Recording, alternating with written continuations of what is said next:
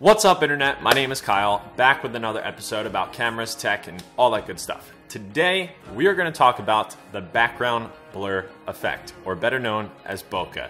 And hopefully today I can teach you about it in a very simplistic way so you guys can use it in your photos or video.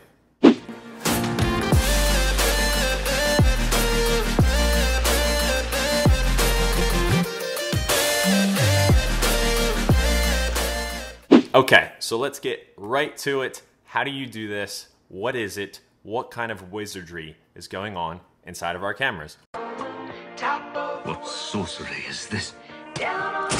Reveal yourself, tiny songstress.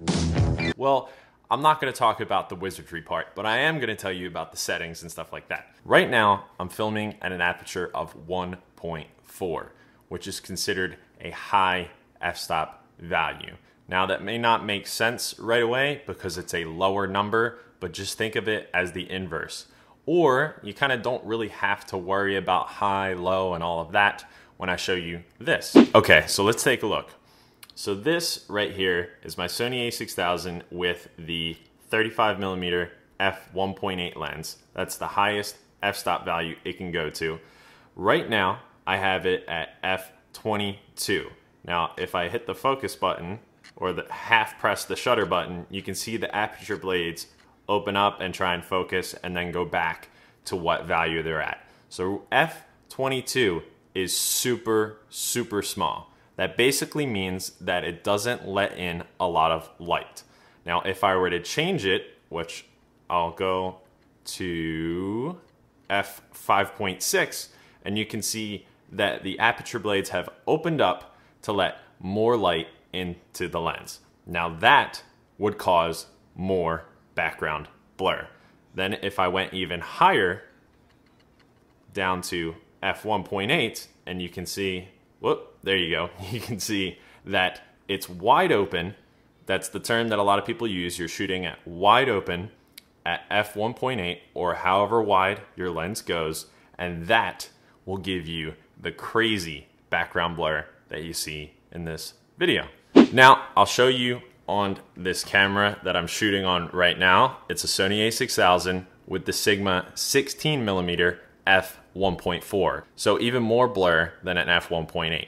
Now, I'm going to change the value as I look at myself on the monitor. And right here is f5.6. So now you can read the signs behind me. And then if I go all the way down to f16, you can see really everything behind me. Now I'm going to slowly increase it back to 1.4 and you'll see what it does. So this is f16, this is f10, this is f5.6, f3.2, f2.0. You can see that the signs are starting to get really blurred, and all the way down to f1.4. And now the signs are completely blurred. You can see the little lights are the bokeh balls that everybody calls them. And we'll do it one more time really quickly. So look at the lights, I guess. Those are probably the best example. If I can move out of the way.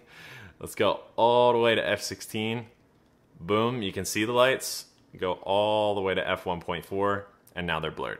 I'm doing this by using the control wheel on the Sony a6000. So this guy right here. I'm just circling the wheel backwards and forwards, and that, when you're in Aperture Priority mode, just the A on the mode dial will give you the flexibility to just use that circle or the wheel, and then you can change the f-stop value. Lower the number, the more blur.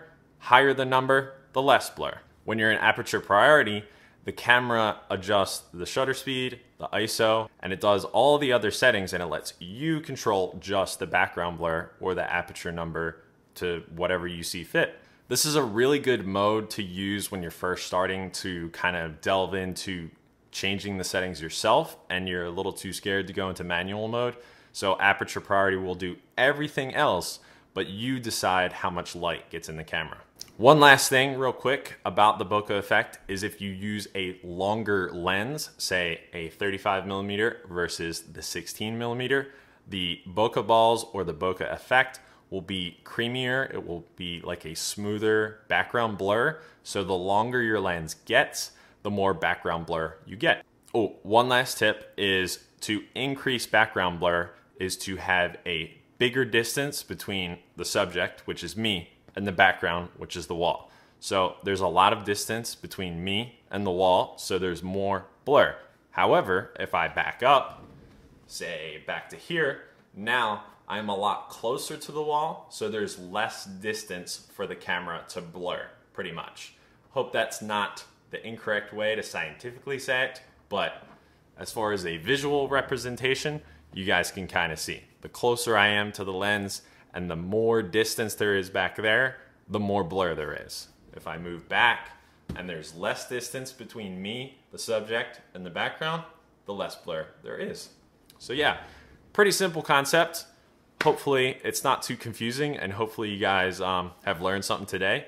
If you're not shooting in Aperture Priority and you're shooting in auto, give it a shot and let me know in the comments what you guys think. Thank you guys so much for watching today. We just crossed 8,000 subscribers like just before I started filming this video. That is insane.